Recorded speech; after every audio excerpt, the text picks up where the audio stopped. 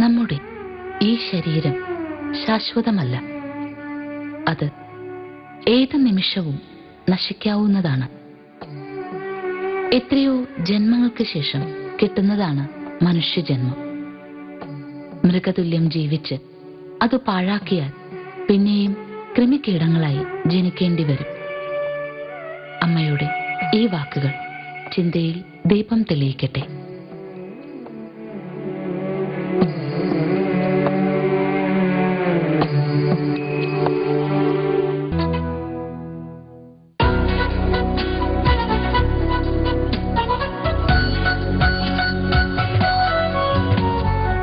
ഐതിഹ്യമാലയിലും നാലാങ്കലിന്റെ മഹാക്ഷേത്രങ്ങൾക്ക് മുന്നിലും ഒരുപോലെ പ്രാധാന്യത്തോടുകൂടി വിശദീകരിച്ചിട്ടുള്ള ക്ഷേത്രഭൂമി കോട്ടയം ജില്ലയിലെ ഭാഗമായ ഒളശയിലെ വേട്ടയ്ക്കൊരു മകൻ ക്ഷേത്രം.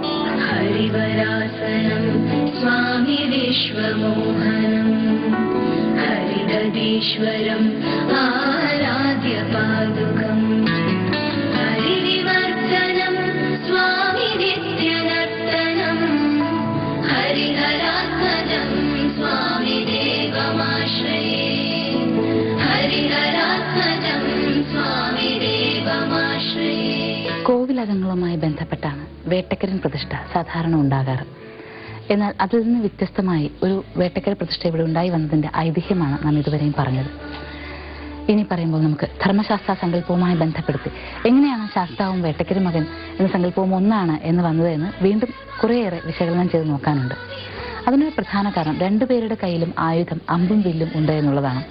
എന്നാൽ കിരാതമൂർത്തിക്ക് കയ്യിൽ ഒരു ചുരികയുമുണ്ട്. ഈ ശ്രീകോവിലേക്ക് കയറി വന്നാൽ ഉടനെ തന്നെ കിരാതമൂർത്തിയുടെ പ്രസന്ന ഭാവത്തിലുള്ള ഒരു ചിത്രം വെച്ചിട്ടുണ്ട്. അതാണ് യഥാർത്ഥത്തിൽ ഇവിടെ ഉത്സവ ബിംബം ആയിട്ടുള്ളത്. ഇവിടെ ക്ഷേത്രത്തിൽ ശ്രീകോവിലിരിക്കുന്ന വിഗ്രഹം അപ്രകാരമുള്ള ആ ഒരു ചൈതന്യമാണെന്ന് വിശ്വസിച്ച് പൂജിക്കുന്നു. ഇപ്പോൾ നാം നിൽക്കുന്നത് ഈ ദീപം കൊളുത്തിയിരിക്കുന്നത് ഇവിടെ ഗണപതി സാന്നിധ്യമുള്ള ഒരു പ്രദേശമാണ്. മുമ്പൊരു കാലത്ത് ഇവിടെ ഒരു ഗണപതി സാന്നിധ്യം ഉണ്ടായിരുന്നു. പക്ഷേ പിന്നീട് എപ്പോഴും ആ ഗണപതി ഇവിടെ നഷ്ടപ്പെടുകയാണ് ഉണ്ടായത്. രാശി വെക്കുന്ന സമയത്താണ് ഇവിടെ ഗണപതി സാന്നിധ്യമാണ് ഉണ്ടാകേണ്ടതെന്ന് മനസ്സിലാക്കിയത്. ഇനി ഒരു ഗണപതി പ്രതിഷ്ഠയ്ക്ക് വേണ്ടി തയ്യാറാവുകയാണ് ഈ ശ്രീകോവിൽ. ഏതായാലും അതുവരേക്കും ഇവിടെ ഈ ദീപങ്ങൾ ഗണപതി സാന്നിധ്യമായി കരുതി ഭക്തർ ആരാധിക്കുന്നു. വേട്ടയ്ക്കൊരു മകന്റെ ദർശനം നാം നേടിയിട്ടില്ല. നാം നേരെ ക്ഷേത്രത്തെ വലം വെച്ച് വേട്ടയ്ക്കൊരു മകനിലേക്ക് എത്തുകയാണ്. ശാസ്താവും വേട്ടയ്ക്കരനും ദ്രാവിഡ ദേവതകളാണ്. പ്രഭ്യവും രാജാവും വനവാസികളും ഒരുപോലെ ആരാധിച്ചിരുന്ന ഈശ്വരമൂർത്തികൾ. ഈ സങ്കല്പത്തെ കുറിച്ച് പറഞ്ഞുകൊണ്ട് എന്നാൽ യഥാർത്ഥത്തിൽ ധർമ്മശാസ്താവിന്റെ അനുജനാണ് വേട്ടയ്ക്കൊരു മകൻ എന്ന് പറയുന്നു. അതായത് ശ്രീ ധർമ്മശാസ്താവ് യുഗാന്തരമില്ലാത്ത ജ്യേഷ്ഠഭാവവും വേട്ടയ്ക്കൊരു മകൻ അനുജനുമാണ് എന്ന് വ്യക്തമായി പറഞ്ഞിട്ടുള്ളത് പ്രൊഫസർ അമ്പലപ്പുഴ രാമവർമ്മയുടെ ധർമ്മശാസ്താവും വേട്ടയ്ക്കൊരു മകനും എന്ന പുസ്തകത്തിലാണ്. അത് പരാമർശിച്ച് നോക്കിയാൽ ഈ രണ്ട് സങ്കല്പങ്ങൾ തമ്മിലുള്ള വ്യത്യാസം നമുക്ക് വ്യക്തമായി തന്നെ മനസ്സിലാവുകയും ചെയ്യും.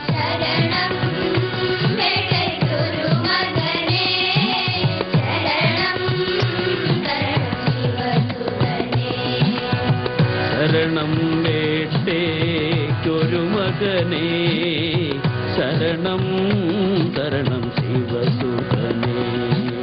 കൃതായുഗത്തിലാണ് പാലാഴി മദനം സംഭവിക്കുന്നത്. പാലാഴി മദനത്തിന് ശേഷം അമൃത് പൊങ്ങി വരുമ്പോഴാണ് മോഹിനി അവതാരത്തിനുള്ള സംഭവങ്ങൾ ഉണ്ടാകുന്നത്. അതിനുശേഷം മോഹിനി അവതാരവുമായി ബന്ധപ്പെട്ടാണ് അയ്യപ്പൻ അവതരിക്കുന്നത് എന്നും നമുക്കറിയാം. ഈ ഒരു സംഭവകഥകൾ സ്കന്ദപുരാണത്തിൽ വ്യക്തമായി പരാമർശിച്ചിട്ടുമുണ്ട്. എന്നാൽ വേട്ടയ്ക്കൊരു മകൻ എന്ന സങ്കല്പം പറയുകയാണെങ്കിൽ നാം വരേണ്ടത് ദ്വാപരയുഗത്തിലാണ്. ദ്വാപരയുഗത്തിലെ അന്ത്യത്തിലാണ് മഹാഭാരതം സംഭവിക്കുന്നത്. മഹാഭാരതം സംഭവിക്കുന്ന കാലത്ത്, അതായത് അർജുനൻ അഹന്തയോടുകൂടി തപസ് ചെയ്യുന്ന കാലത്താണ് ഭഗവാൻ പരമശിവൻ കിരാത രൂപം പൂണ്ട് പത്നിയോടുമൊപ്പം വനത്തിലെത്തുന്നതും അർജുനന്റെ അഹങ്കാരം ശമിപ്പിക്കുന്നതിനുള്ള പരീക്ഷണങ്ങൾക്കൊടുവിൽ പശുപതാസ്ത്രം അർജുനന് നൽകുന്നത്. അതുകൊണ്ട് ദ്വാപരയുഗത്തിലാണ് കിരാതമൂർത്തി അവതാരം ഉണ്ടാകുന്നത്. അർജുനന് അനുഗ്രഹം നൽകിയതിനു ശേഷം പിന്നീട് കാട്ടാള വേഷത്തിൽ തന്നെ ഭഗവാനും ഭഗവതിയും ആ കാടാകെ ചുറ്റുകയും ആ സമയത്തൊരു പുത്രൻ ജനിക്കുകയും ചെയ്തുവെന്നും ആ പുത്രനാണ് വേട്ടയ്ക്കൊരു മകൻ എന്നുമാണ് സങ്കല്പം. അതുകൊണ്ട് തന്നെ ആ കാലഘട്ടം പരാമർശിച്ച് നോക്കിയാൽ നമുക്കറിയാനാകും ധർമ്മശാസ്താവ് ജ്യേഷ്ഠഭാവത്തിലാണ് നിലകൊള്ളുന്നത് എന്ന്. അങ്ങനെ ധർമ്മശാസ്താവിന്റെ സഹോദര ഭാവത്തിൽ വേട്ടയ്ക്കൊരു മകൻ നിലകൊള്ളുന്നു. അതുകൊണ്ട് വേട്ടയ്ക്കൊരു മകൻ കാവും ഈ വൃശ്ചിക നാളിന്റെ കാഴ്ചകളിൽ പ്രാധാന്യമുള്ളതായി മാറുന്നു.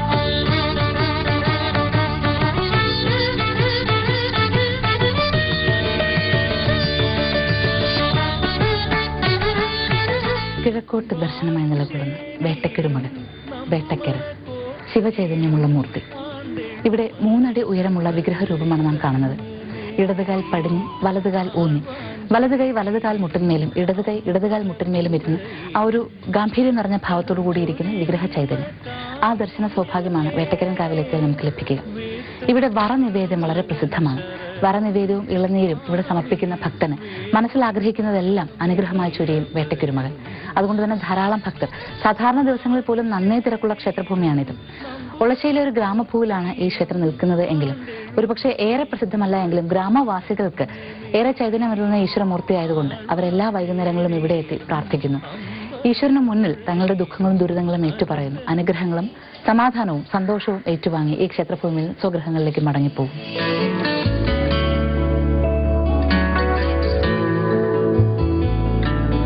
ശരണകീർത്തനം സ്വാമി ശബ്ദമാനസം വരണലോലുപം സ്വാമി നർത്തനാലയം അരുണവാസുരം സ്വാമി ഭൂതനായകം ഹരിഹരാത്മജം സ്വാമി ദേവമാശ്രയേ.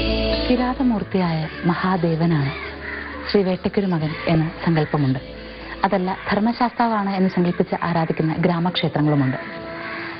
ഏതായാലും വേട്ടയ്ക്കൊരുമകൻ സങ്കല്പത്തെ അറിഞ്ഞു പ്രാർത്ഥിക്കുന്നവർ മനസ്സിലറിയേണ്ട ഒരു കാര്യമുണ്ട്. അത് ആ വിശ്വാസത്തെ വ്യക്തമായി കാണുവാൻ സഹായിക്കുകയും ചെയ്യും. ചില പ്രധാന കോവിലകങ്ങളോട് ചേർന്നുള്ള വേട്ടയ്ക്കൊരുമകൻ ക്ഷേത്രങ്ങളിൽ ഇന്ന് വേട്ടക്കരുവൻ എന്ന കാവിലേക്ക് എത്തുമ്പോൾ അവിടെ അധികവും പറഞ്ഞു കേൾക്കുക വേട്ടക്കരൻ എന്ന് തന്നെയാണ്. എന്നാൽ അവിടെ മൂലമന്ത്രമായി കിരാത രുദ്രയെ നമ എന്നാണ് നാം കേൾക്കുക. അല്ലെങ്കിൽ കിരാത രുദ്രം എന്നുള്ള ഭാവത്തിൽ കിരാതനായ ശിവനെയാണ് ആരാധിക്കുന്നത്. അതായത് അവിടെ മഹാദേവ സാന്നിധ്യം തന്നെയാണ് കൂടുതലായി ഉള്ളത് എന്ന് മനസ്സിലാക്കാം. എന്നാൽ ഇവിടെ ഒളശ്ശേരിയിലെ വേട്ടയ്ക്കൊരുമകൻ കാവിന്റെ ഒരു ഏറ്റവും വലിയ സവിശേഷത ഇവിടുത്തെ മൂലമന്ത്രം തന്നെ പറയുന്നത് കിരാത സൂനുവയാണ്, പ്രകീർത്തിക്കുന്നത് കിരാത സൂനുവിനെയാണ്. അതായത് കിരാത രൂപത്തിലിരുന്ന ഭഗവാന്റെ പുത്രനെ തന്നെ.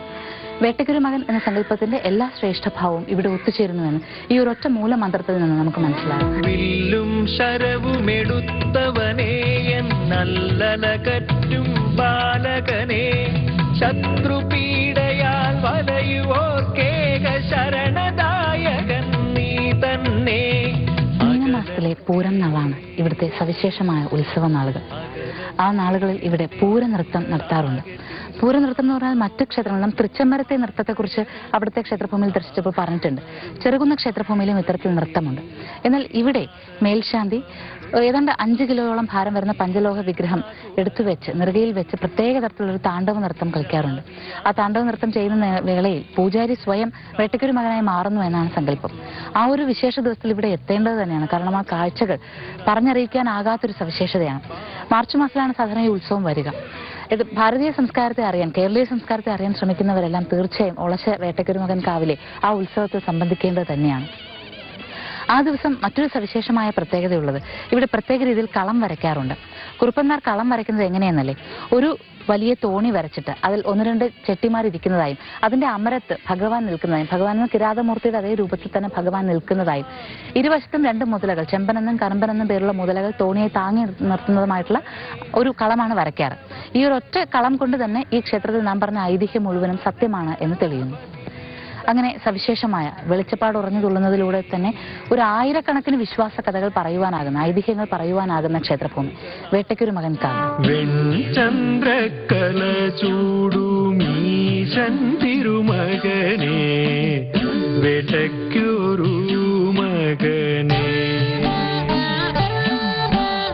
വെൺചന്ദ്രക്കല ചൂടുമീശൻ തിരുമകനേ വേട്ടയ്ക്കൊരുമകനേ.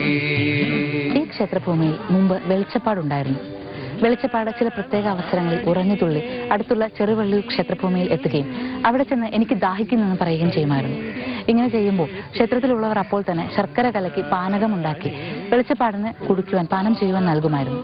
എന്നാൽ ഒരിക്കൽ രാജാവിന് ഇതിൽ അത്ര വിശ്വാസം വന്നില്ല. വെളിച്ചപ്പാടിനെ ഒന്ന് ലഭ്യനാക്കണമെന്ന് തീരുമാനിച്ചുകൊണ്ട് ഇങ്ങനെ ഉറഞ്ഞുതുള്ളി വന്ന സമയത്ത് അദ്ദേഹം വലിയൊരു വാർപ്പ്, അതായത് 4 പേർക്ക് എടുത്താൽ പൊങ്ങാത്ത 4 കാതുള്ള വാർപ്പ്, ആ വാർപ്പിനകത്ത് നിറയെ ഏതാണ്ട് 36 പറ നിറയെ പാനകം കൊണ്ടുവന്ന് നിറച്ചു വെച്ചിരുന്നു. വെളിച്ചപ്പാട് ഉറഞ്ഞുതുള്ളി വന്നപ്പോൾ രാജാവിനോട് ദാഹിക്കുന്നു എന്ന് പറയുകയും ഇതാ പാനകമുണ്ടല്ലോ കുടിച്ചോളാൻ പറയുകയും ചെയ്തു. പക്ഷെ വെളിച്ചപ്പാട് ഈ 36 പറ വരുന്ന പാനകവും ഒറ്റ വലിപ്പിന് തന്നെ കുടിച്ചു തീർക്കുകയും 4 എടുത്താൽ പൊങ്ങാത്ത ആ വാർപ്പ് അവിടെ നിന്ന്, ആ ക്ഷേത്രഭൂമിയിൽ നിന്ന് ശിരസിൽ എടുത്തു കൊണ്ടുവന്ന് ഇവിടെ ഈ ക്ഷേത്രഭൂമിയിൽ കൊണ്ടുവന്ന് വെക്കുകയും ചെയ്തു. വളരെ വർഷക്കാലം ഈ വാർപ്പ് ഇവിടെ തന്നെ ഉണ്ടായിരുന്നു അത്രേ. കൊല്ലവർഷം ഏതാണ്ട് 1000 ആണ്ടോട് കൂടിയാണ് ആ വാർപ്പ് ഉരുക്കി ധാരാളം ഉരുളികൾ, അതും ഈ ക്ഷേത്രഭൂമിക്ക് വേണ്ടുന്ന ഉരുളികൾ നിർമ്മിച്ചത്. അതുകൊണ്ട് ഈ ക്ഷേത്രഭൂമിയിൽ ഈശ്വരമൂർത്തി മാത്രമല്ല, കാണുന്ന വിളക്കുകളിലും ദീപങ്ങളിലും ഒക്കെ ഈശ്വര ചൈതന്യം നിറഞ്ഞു നിൽക്കുമെന്ന് മനസ്സിലാക്കാം. അതല്ലെങ്കിലും തൂണിലും തുരുമ്പിലും നിറഞ്ഞു നിൽക്കുന്ന ഐശ്വര്യത്തെ ഒന്ന് അടുത്തറിയുവാൻ, വ്യക്തമായി അറിയുവാനുള്ള മനുഷ്യജന്മത്തിന്റെ ശ്രമമാണല്ലോ ക്ഷേത്രങ്ങൾ.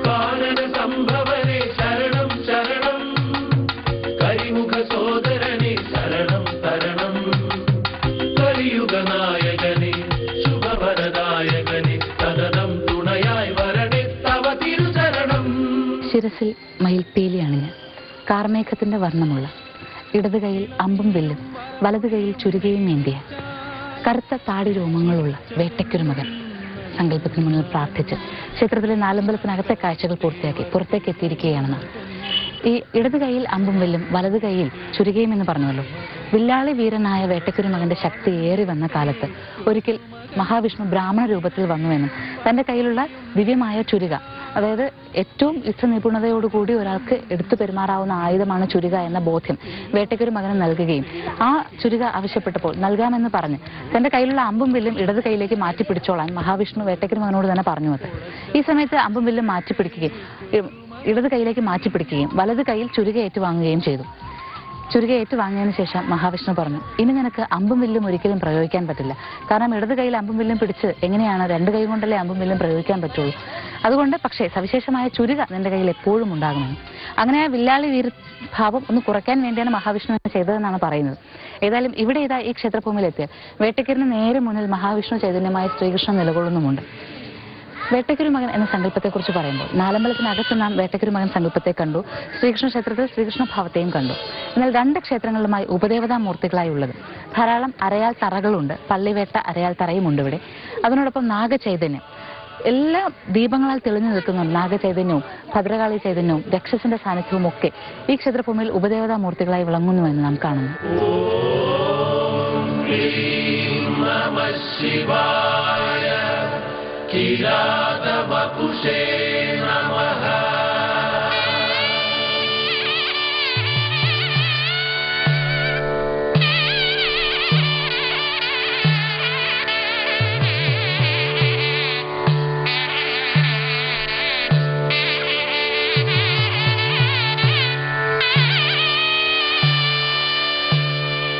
ഇനി മറ്റൊരു സവിശേഷമായ കാഴ്ച ഈ ക്ഷേത്രഭൂമിയിലുള്ളത് ഇവിടുത്തെ ആറാട്ട് കടവാണ്. ക്ഷേത്രത്തിന്റെ ഐതിഹ്യം പറഞ്ഞപ്പോൾ നാം പറഞ്ഞുവല്ലോ, ഭഗവാൻ കൊച്ചിയിൽ നിന്നൊരു തോണിയിലേക്ക് ഇറങ്ങി വന്ന ചെട്ടിയെ രക്ഷിക്കുന്നതിനു വേണ്ടി, ഉറഞ്ഞുപോയ തോണി മുന്നോട്ട് കൊണ്ടുവരുന്നതിനും രക്ഷിക്കുന്നതിനും വേണ്ടി ഭഗവാൻ തന്നെ അമരക്കാരനായി വന്നു. അമരക്കാരന്റെ സ്ഥാനത്തിരുന്ന് വഞ്ചി തുഴഞ്ഞു കൊണ്ടുവന്നുവെന്നും തോണി മറയാതിരിക്കാനായി ചെമ്പനെന്നും കറമ്പനെന്നും പേരുള്ള 2 മുതലകൾ 2 വശത്തായി തോണിയെ താങ്ങി നിർത്തിയെന്നും. അവർ വന്നിറങ്ങിയ കടവാണ് ഇന്നത്തെ ഇവിടുത്തെ ആറാട്ട് കടവ്. ഇവിടെ വന്നിറങ്ങിയ ഉടനെ ഭഗവാൻ ഇവിടെ നിന്നിരുന്ന ഒരു താണജാതിയിൽപ്പെട്ട ആളോട് ചോദിച്ചു അത്രേ, ഈ സ്ഥലം ഏതാണെന്ന്. പക്ഷെ ഭഗവാന്റെ ആ പ്രഭയും ഭഗവാന്റെ ആ ഒരു പ്രഭാപൂരത്തിൽ കണ്ണ് മഞ്ഞളിച്ചു പോയ, ഒന്നും പറയാൻ നാവനക്കുവാൻ പോലും ആകാതെ കണ്ണ് മിഴിച്ചു നിന്നുപോയത്രേ ഈ മനുഷ്യൻ. ഭഗവാൻ വീണ്ടും ഇത് ഏതാണ് സ്ഥലമെന്ന് ചോദിച്ചപ്പോൾ ഏന് ആദിയാണ് എന്ന് ആ പാവപ്പെട്ട മനുഷ്യൻ പറഞ്ഞു അത്രേ. അതായത് എനിക്ക് മനസ്സിൽ ആദിയാണ്, അതായത് പേടിയാവുകയാണെന്നാണ് പറഞ്ഞത്. അങ്ങനെ ആ സ്ഥലത്തിന് ഏനാദി എന്ന പേര് വന്നു.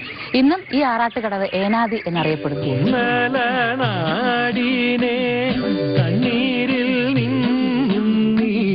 കൈപിടിച്ചേറ്റേണം തമ്പുരാനെ, ഒരു പാട്ടു കഴിച്ചിടം കാത്തിടേണേ. മണ്ഡലകാലം മലയാളത്തിന്റെ മാത്രം ഈശ്വരമൂർത്തിയായ അയ്യപ്പനെ, ശാസ്താവിനെ ആരാധിക്കുവാനുള്ള കാലമാണ്. ശാസ്താ സങ്കല്പവുമായി ഏറെ ചേർന്ന് നിൽക്കുന്ന വേട്ടയ്ക്കൊരു മകൻ കാവിന്റെ കാഴ്ചകളാണ് നാം കണ്ടത്. വേട്ടയ്ക്കൊരു മകനും മലയാളത്തിന് മാത്രം, കേരളത്തിന് മാത്രം സ്വന്തമായ ഈശ്വരമൂർത്തിയാണ്. വേട്ടയ്ക്കൊരു മകൻ കാവുകളുള്ള പ്രദേശങ്ങൾ കേരളത്തിന്റെ സംസ്കാര ചിഹ്നങ്ങളായിരുന്നുവെന്ന്, ചരിത്ര കേന്ദ്രങ്ങളായിരുന്നുവെന്ന് ഒരു അന്വേഷണത്തിലൂടെ നമുക്ക് മനസ്സിലാക്കുവാനാകും. ഒന്നുകിൽ കോവിലകങ്ങളോട് ചേർന്ന്, അല്ലെങ്കിൽ കോട്ടയോട് ചേർന്ന്, അല്ലെങ്കിൽ രാജകീയ മുദ്രയുള്ള പുണ്യപ്രദേശങ്ങളിൽ ഒക്കെയാണ് വേട്ടയ്ക്കൊരു മകൻ കാവുകൾ ഉണ്ടാവുക. ഇവിടെ നിറഞ്ഞു കത്തുന്ന ദീപങ്ങൾക്ക് മുന്നിൽ നാം പ്രാർത്ഥിക്കുമ്പോൾ ഈ ദീപം ഓരോരുത്തരുടെയും ഹൃദയത്തിലേക്ക് കൂടി കൊളുത്തേണ്ടതാണ്. ഇവിടെ മലയാളം എന്ന വലിയ സത്യത്തെ, കേരളം എന്ന മഹാ അത്ഭുതത്തെ അറിയേണ്ടതുണ്ടെന്ന്. ഇവിടുത്തെ സംസ്കാരത്തിൽ പടയോട്ടത്തിന്റെ മാത്രമല്ല വിശുദ്ധമായ ജീവിത രീതികളുടെ ആചാരങ്ങളുടെ നിളാനദി ഒഴുകുന്നുണ്ട്. ആ നദിക്കൊപ്പം പുണ്യത്തെ അറിഞ്ഞുകൊണ്ട് ഈ ദീപപ്രഭയിൽ മുങ്ങിയാൽ മാത്രമേ നാം ആരാണെന്ന് അറിയുവാനാവുകയുള്ളൂ. അങ്ങനെ ഓരോ കേരളീയനും സ്വയം മനസ്സിലാക്കിയാൽ നമുക്കറിയാനാകും കേരളത്തിലെ ഈശ്വരമൂർത്തികളുടെ ചൈതന്യം എന്തെന്ന്, ശബരിമലയുടെ ഔന്നത്യം എന്തെന്ന്, ആ ഉത്തുംഗതയിൽ നിലകൊള്ളുന്ന 18-ാം പടിയിലേറുമ്പോൾ മനുഷ്യൻ ആർജിക്കുന്ന ശക്തി എന്തെന്ന്, ഈശ്വരമൂർത്തികൾ മുഴുവനും എന്തെന്ന്. എല്ലാ നന്മകളും ഏവരിലേക്കും എത്തട്ടെ. നമസ്കാരം. വെൺചന്ദ്രക്കല ചൂടും ഈശൻ തിരുമകനേ വേട്ട